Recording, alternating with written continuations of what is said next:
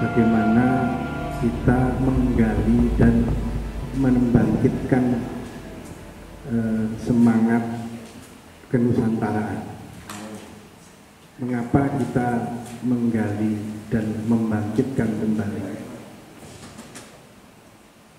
Ini didasarkan pada semangat dari peneleh. Jadi kalau Bapak Ibu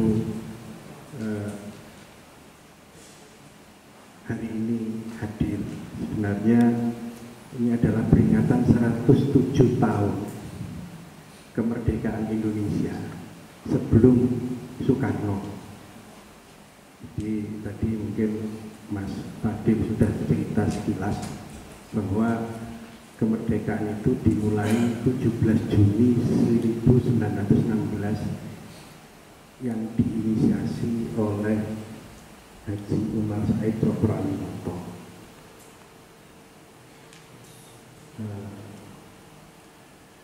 Guru dari Bung Karno, ayah ideologis dari Bung Karno. Bapak Ibu sekalian dan saudara-saudara, salah satu aktivitas Pak Cokro waktu itu tahun 1917 setelah diadakan Kongres Nasional pertama atau Kongres ketiga SI di Bandung. Tahun 1917 diadakan Kongres keempat. Setelah itu Pak Cokro mendirikan yang disebut dengan Gerakan Jawa Dwipa. Gerakan Jawa Dwipa ini adalah gerakan kebudayaan yang beliau usung untuk mempertemukan Islam dan kebudayaan. Setahun kemudian Pak Cokro mendirikan yang namanya Tentara Kanjeng Nabi Muhammad, TKNM. Artinya Pak Cokro ini tidak pernah lepas dari aktivitas kebudayaan. Nah, semangat inilah yang kemudian kita coba jadikan inspirasi. Makanya kita namanya Yayasan Peneleh yang Utama. Peneleh itu adalah dapur nasionalisme di Surabaya, di mana Yai Wahab Hasbullah, waktu itu belum ada NU, tahun 1912. Kemudian Yai Ahmad Dahlan, Pak Cokro biasa kumpul di rumah Peneleh, termasuk anak-anaknya gitu ya. Ada Soekarno, ada Cokro Amiseno, ya termasuk tokoh-tokoh kiri yang kita anggap kiri sekarang ya. Semaun, Darsono, Alimin dan lain-lain kumpul ngobrol tentang Indonesia, termasuk Yai Hasyim Asy'ari setiap bulan mesti bawa putranya ke Peneleh untuk ngerembuk Indonesia di Peneleh. Nah, Peneleh inilah yang kita bawa untuk membangkitkan semangat adik-adik. Nah, di Peneleh itu ada level ini aktivis Peneleh yang agak sepuh-sepuhnya, yang sudah S1, S2 gitu ya. Nah, yang lebih sepuh lagi seperti saya, Bu Ari, kemudian ada Mbak Frida dan lain-lain.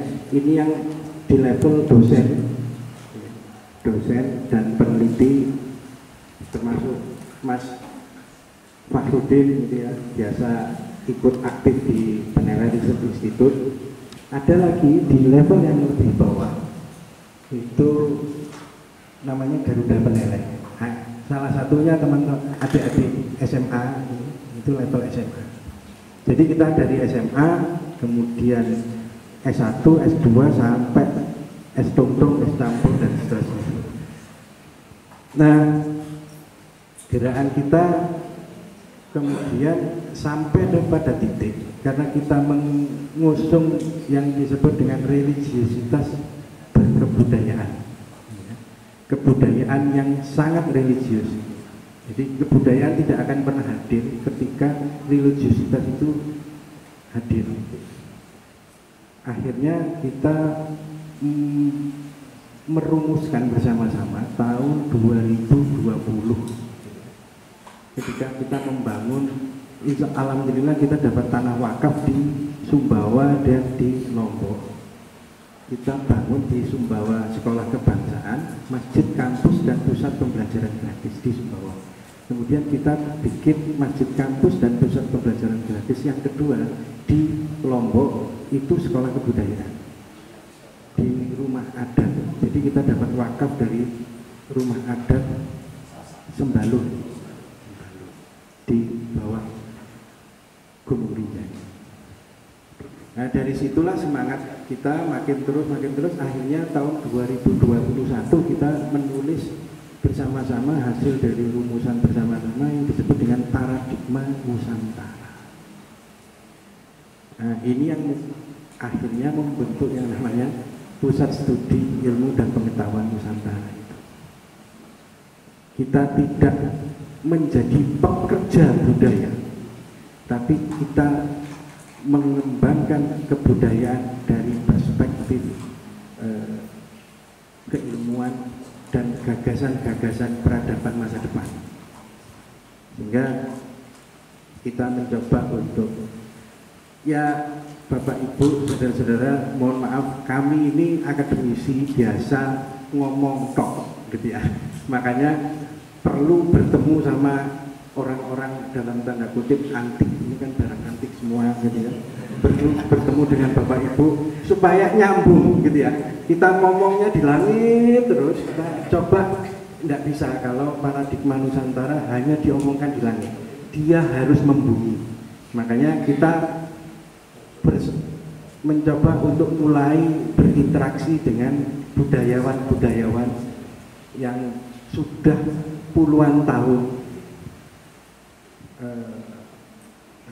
menjalankan aktivitas kebudayaan yang sebenarnya. Moga-moga ini adalah jalinan silaturahmi yang tidak putus. Moga-moga ini juga adalah bagian dari proses bagaimana membangkitkan Nusantara menjadi kekuatan negeri kita, jati diri Nusantara. Saya tidak mau lama-lama karena ilmu batin keris Nusantara. Terima kasih Bapak Ibu sudah sakit hadir. Moga-moga ini nanti saya yang akan, kami dengan teman-teman jangan kapok kalau kami ngiriwi ke tempat jenengan. Tapi saya juga nggak ngerti Mas Wahyudin. Pokoknya Mbak Frida itu orang Singosari. Saya juga orang Singosari, rumah saya di sini. Tapi saya baru bisa masuk ke Nagan, mandi di Nagan tadi. Ke Nagan sama ke Biru. Sebulan yang lalu kami ke Sumberawan. Jadi sudah kungkum ini Bapak Ibu, alhamdulillah sudah bersih. Moga-moga ngoten nggih. Jadi ketoknya kok kudu dikongkon gitu loh, nyambung supaya bersih megang kerisnya itu ketoknya kudu dikongkon. Padahal kita nggak mikir ini, bener Mas Wahid. Barang wis tekan Nagan kok. Iya. Panjang kudu atus.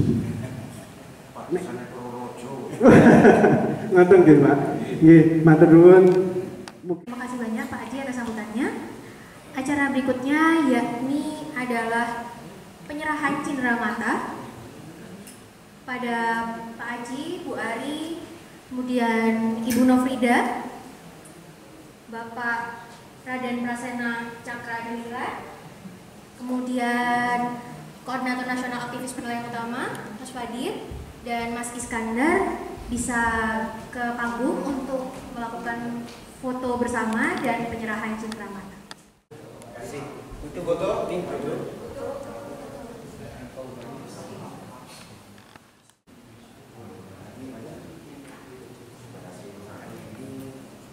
Saya pakai, mana ya? Dipakai. Pas ya, ingat ya. Batinnya nyambung, batinnya nyambung.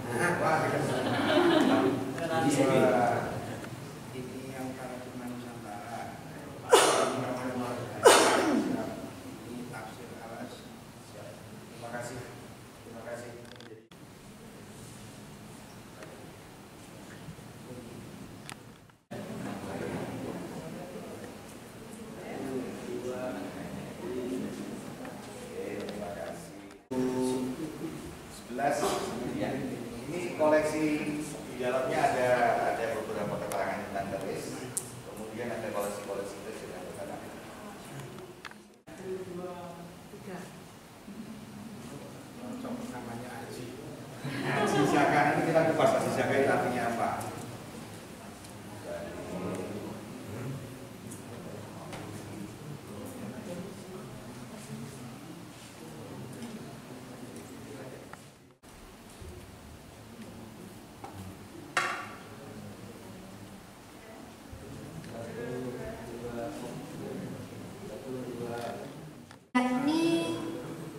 Diskusi, dialog, Padi Nusantara sesi 3 dengan tema Ilmu Batin Keris Nusantara yang kali ini akan dibawakan oleh Bapak Raden Prasena Cakra Adiningrat, SE AK MSA, dan akan dipimpin sesinya oleh yang utama Iskandar Eka Asmuni, Sarjana SM, sebagai penasehat Dewan Kebudayaan Peneleh yang utama, dan juga manajer warung peneleh yang utama. Dengan dimulainya sesi ini, saya Jilan Namira Kusteja selaku MC mohon pamit undur diri. Assalamualaikum warahmatullahi taala wabarakatuh.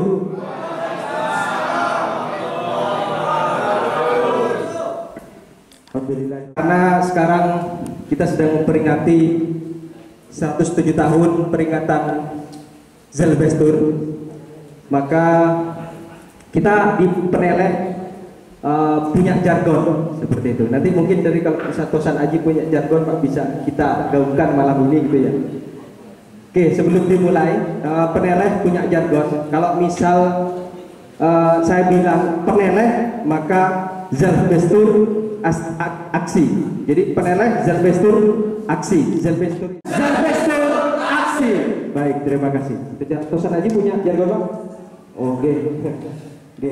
Bisa mampir dan komunitas Wisaka. Alhamdulillah Bapak Ibu, sebelum kita mulai, sini ada teman-teman dari berbagai wilayah, Pak. Jadi ada yang dari Jombang, saya lihat tadi hadir di sini. Kemudian ada yang dari Kudus, juga ada teman-teman dari Sumeneb juga perwakilan hadir di sini. Ada dari teman-teman Kendari, Makassar juga hadir di sini. Teman-teman Lombok sepertinya juga banyak. Jombang, Malang pun sendiri juga banyak gitu ya. Karena rumah sendiri. Alhamdulillah, semoga malam hari ini bisa meriah. Pertama, bagi yang belum kenal, saya akan coba perkenalkan narasumber kita, atau kalau saya bilang dalam caption itu sang empu wicara. Nah, kalau empu itu kan buat keris, ini empu wicara yang memanifestasikan keris dalam satu pembicaraan. Beliau adalah Raden Fakhruddin Asy'ari. Kalau dari apa istilahnya, dari pangkat dipanggil Raden Aryo Panji Prasena Cakra Adiningrat, atau biasa disebut Raden Prasena. Beliau ini adalah Ketua Paguyuban Tosan Aji Saka, Tosan Aji Saka Kota Malang. Kemudian juga pengurus Yayasan Kesultanan Bangkalan, termasuk juga menjadi bagian dari pengurus Keraton Kasunanan Surakarta Adiningrat, pengurus Forum Silaturahmi Keraton Nusantara atau FSKN. Kemudian aktivitas lainnya menjadi Presidium Forum Komunikasi Perkerisan Jawa Timur, pemateri sarasehan dan seminar keris Jawa dan luar Jawa, Ketua Bidang Bimbingan Empu, Pembinaan Empu dan Pengrajin Keris tingkat nasional, Ketua Bidang Edukasi Keris tingkat nasional, Dewan Pembina Serikat Nasional Pelestari Tosan Aji Nusantara.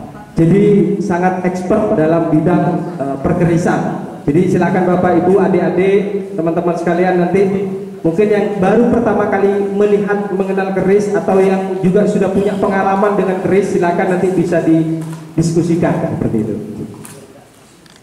Kang kawula hormati para sesepuh, bini sepuh lan haji sepuh.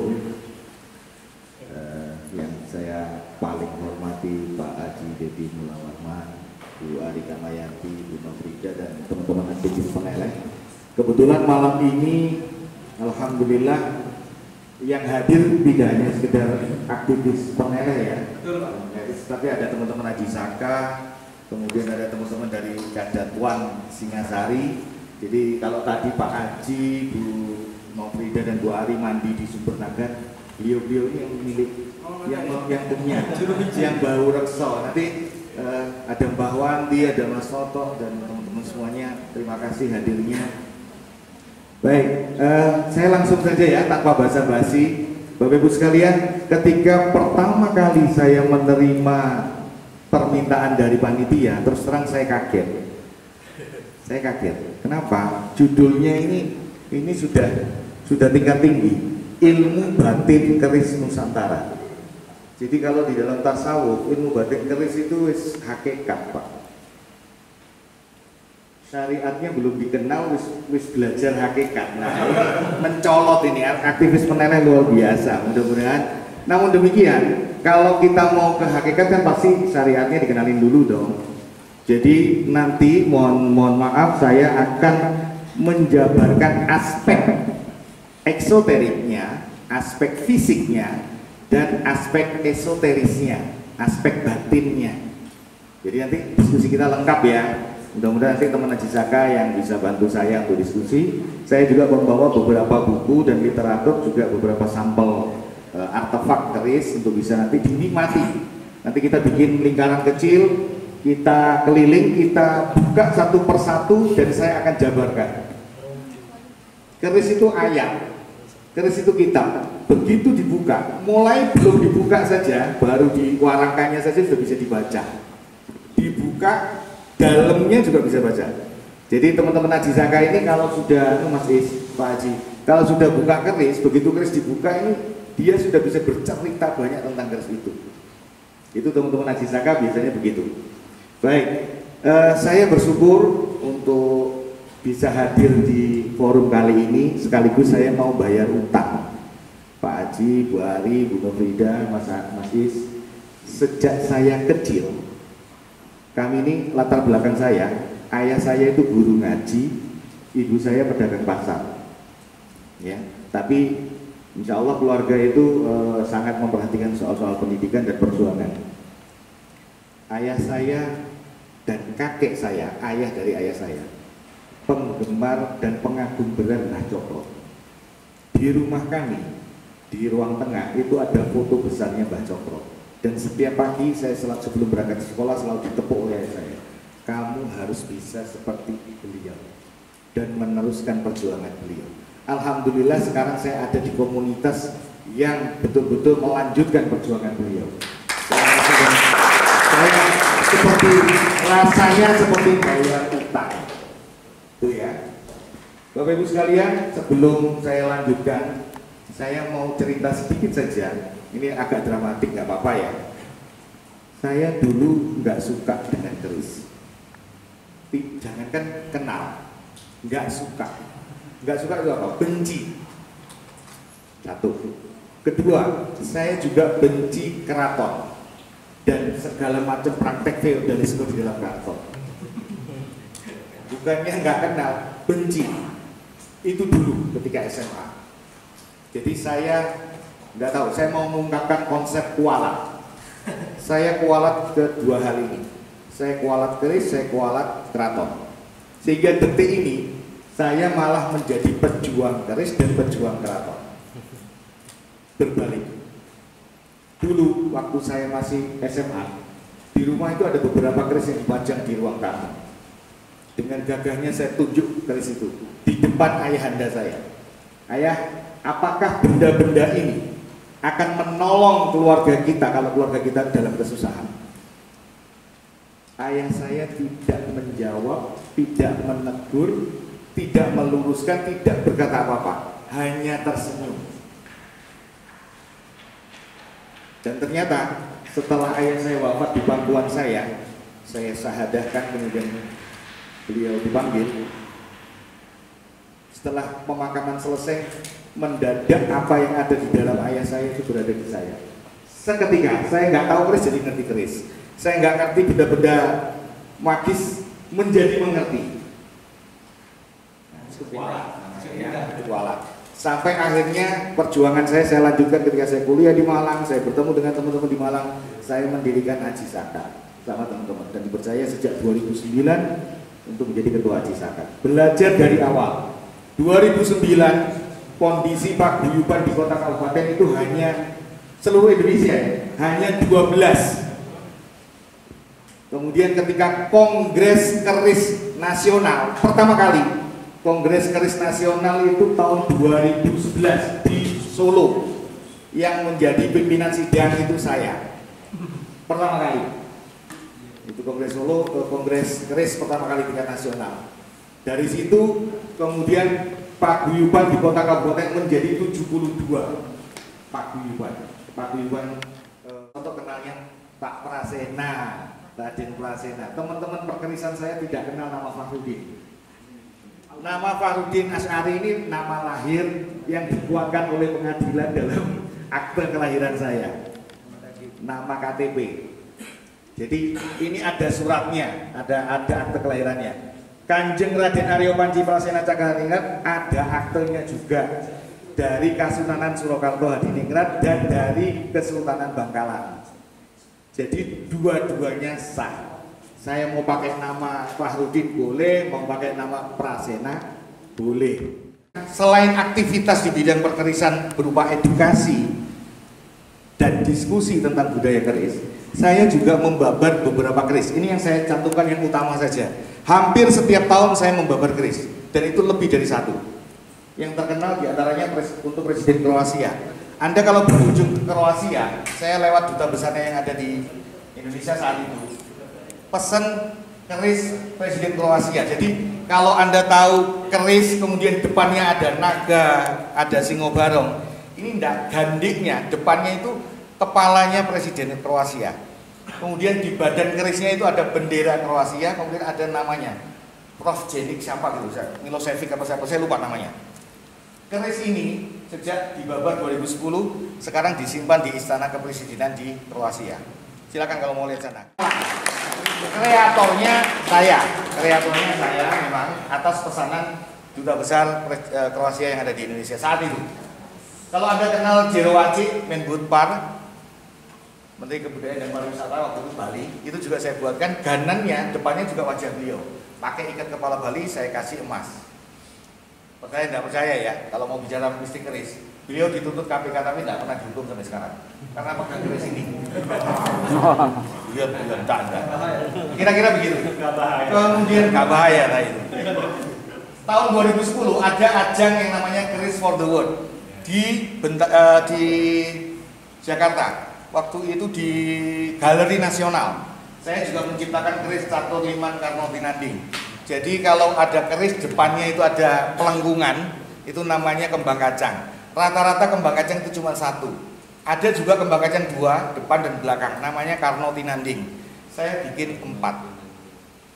Sedulur papat limo kang kumandang. Jadi kembang kacangnya ada 4, depan 2, belakang 2. Sampai sekarang keris itu diputrani atau diduplikasi oleh teman-teman perkerisan. Dan selalu kalau sudah dibuka, oh Prasena ini, oh Prasena, pasti menjadi ciri khas saya. Ya, itu 2010.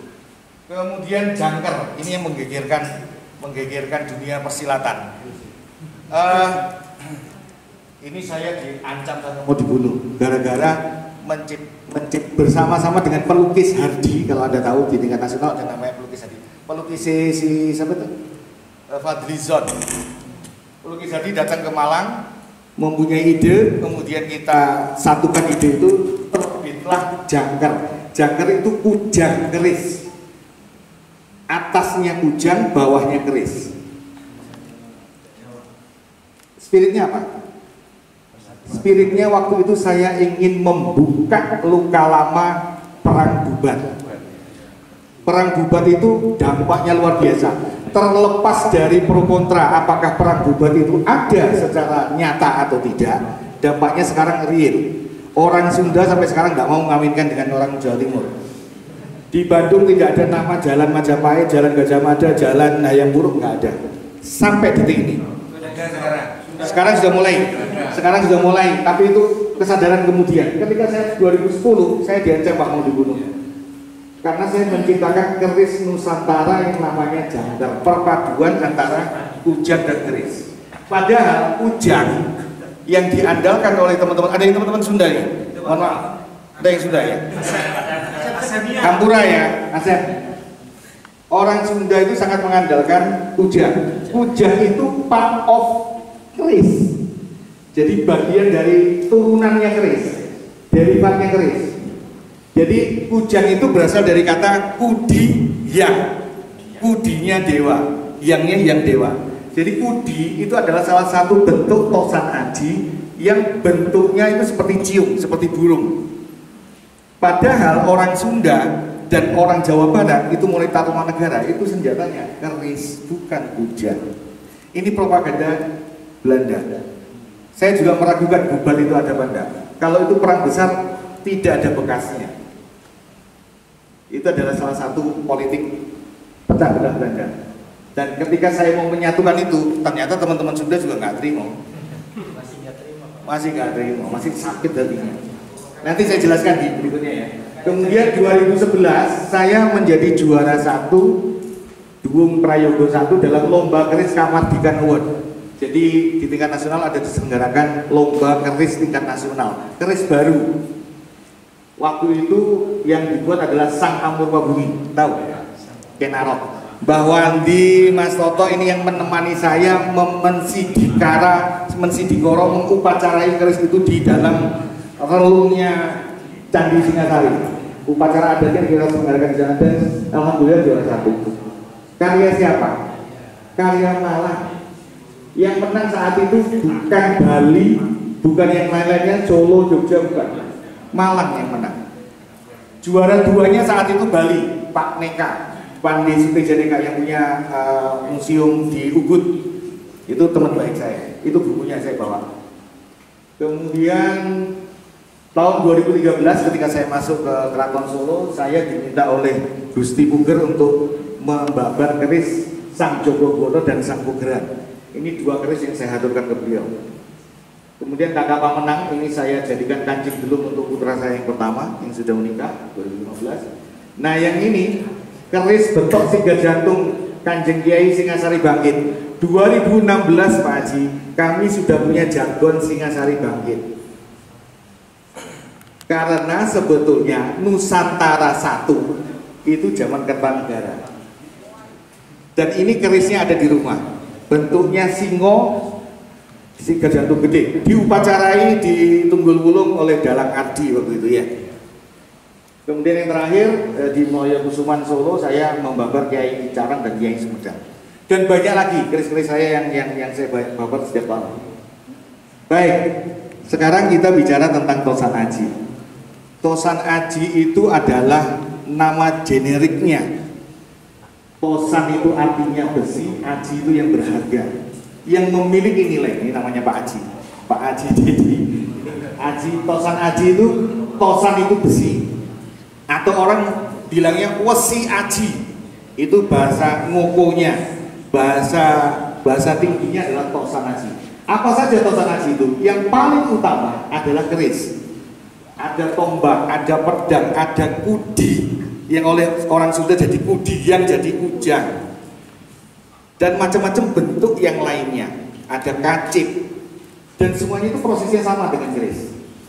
Nah, kalimat pertama yang selalu saya sampaikan kepada teman-teman audiens ketika seminar keris, bahkan di Bali yang keris itu dijadikan sarana peribadatan, saya selalu bertanya, apa yang Anda pikirkan ketika pertama kali kata keris diucapkan? Mbak MC, kalau kamu dibilang keris gitu, yang kepikir di pikiran kamu apa? Yang kebayang? Katanya. Iya, apa? Orang berpakaian hitam-hitam, pakai ikat kepala, di depannya ada perjumpaan, terus komat kamit bawa keris. Dukun. Kenapa itu terjadi? Kenapa stigma itu terjadi? Itu mulai tahun 70-an, ketika bioskop-bioskop kita menayangkan film-film yang menggunakan keris sebagai sarana, sehingga film apapun yang kaitannya dengan budaya itu selalu ada kerisnya, dan itu selalu konotasinya jelek, selalu dikonotasikan dengan dukun. Ya, Rata-rata begitu. Nah, untuk mengawali diskusi kita, saya ada beberapa renungan.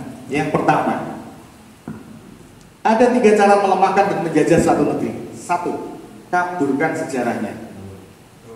Betul ya? Sampai sekarang kita masih bertanya-tanya, Kenaro itu benar dah pemerkosa, maling? Benarkah bubat ada? Gitu. Siapakah Soekarno, anak Esopo Pak Karno itu? Pak Harto itu anak Esopo. Sampai sekarang Jokowi anak Esopo. Nggak jelas. Semua dikaburkan. Banyak sejarah kita yang dikaburkan. 2, hancurkan bukti-bukti sejarah bangsa itu sehingga tidak bisa lagi diteliti dan dibuktikan kebenarannya. Teman-teman di Kadatuan Singasari pasti itu. Dulu kita di sekolah budaya Tunggul-Wulung juga banyak mengkaji banyak masalah. Rata-rata mentok kita kajiannya pada artefak budaya, dan itu tidak menjelaskan banyak karena budaya kita budaya tutur, bukan budaya tulis. Putuskan hubungan mereka dengan leluhur dan mengatakan jika leluhur itu bodoh dan primitif. Kita itu dibuat malu. Pernah dengar nggak cuitan di Twitter atau di Instagram? Andai kata Ken Arok sekolah ke Cambridge, maka tidak akan dia membunuh Tunggul Ametung. Siapa yang pernah baca? Cambridge itu 1207. Kenaro itu mateni Tunggul Ametung 1209. 2 tahun sebelum Cambridge itu lahir. Loh, kenapa yang jadi sasaran Kenaro? Genghis Khan itu sebelumnya sudah melakukan ekspansi ke India, kemana-mana. 1207 benua Amerika belum ketemu. Setelah benua Amerika ketemu, mereka juga orang Barat yang ke sana ya paten-patenan, ya perang. Kenapa yang harus diolok-olok itu leluhur kita? Dengan mengatakan bahwa Kenaro itu gak sekolah, makanya paten-patenan, kan begitu. Ini adalah upaya-upaya untuk menjauhkan kita dari sejarah. Padahal hono muni, hono mangke, tan hono muni, tan hono mangke. Adanya dulu, maka sekarangnya ada. Tidak ada yang dulu, tidak akan ada sekarang. Kalau bahasanya Mas Is, montade si sepuh, lo kira bode sing ngode. Ini yang saya jadikan dasar penelitian saya di S2. Jika tidak ada yang tua atau yang sepuh, tidak pernah akan ada yang muda. Kita ini ada karena adanya Mbah Cokro. Mbah Cokro ada karena sebelumnya dan seterusnya. Jadi nggak mungkin kita akan melupakan sejarah. Karena itu kajian yang dilakukan Padi Nusantara untuk menggali nilai-nilai Nusantara untuk ke depan sangat pas. Oke, renungan kedua. Besi dalam Al-Quran, mohon maaf untuk yang beragama lain, besi dalam Al-Quran itu mendapatkan tempat yang utama sampai dijadikan nama satu surah, Al-Hadid. Di Al-Hadid 25 itu ini ada perbedaan tafsir ya, para mufassir itu ada perbedaan. Kalau saya tafsirnya adalah walau anzalna itu seperti nuzulul Quran, dan tidak kami turunkan besi. Besi itu diturunkan, bukan diciptakan. Dan kami turunkan besi yang padanya terdapat kekuatan yang hebat, berbagai manfaat bagi manusia, supaya mereka mempergunakan besi itu dan supaya Allah mengetahui siapa yang menolong agamanya dan rasulnya. Padahal Allah tidak dilihatnya, sesungguhnya Allah Maha Kuat dan Perkasa. Dr. Stroh dari NASA itu mengatakan bahwa besi adalah satu-satunya logam yang diduga bukan berasal dari bumi. Jadi turun. Kenapa? Karena dari sisi kapasitasnya besi itu memiliki elektron dan neutron yang menyatu, yang energinya, yang butuh energi yang luar biasa mencapai 4 kali dari total energi yang matahari. 4 kali panas matahari baru bisa melebur besi. Ini berarti bahwa besi itu tidak mungkin terbentuk saat bumi dibentuk. Bumi terbentuk dulu, baru besi turun. Jadi besi adalah satu-satunya logam yang diduga bukan dari bumi, tapi memang Tuhan Allah menurunkan besi. Salah satu Rasul dan Nabi kita yang patut kita renungkan, keris, benda yang saya bawa ini, itu dibuat dengan teknologi nano. Teknologi nano itu apa? Satuan nano, 1 nano itu sama dengan 1/1 miliar meter.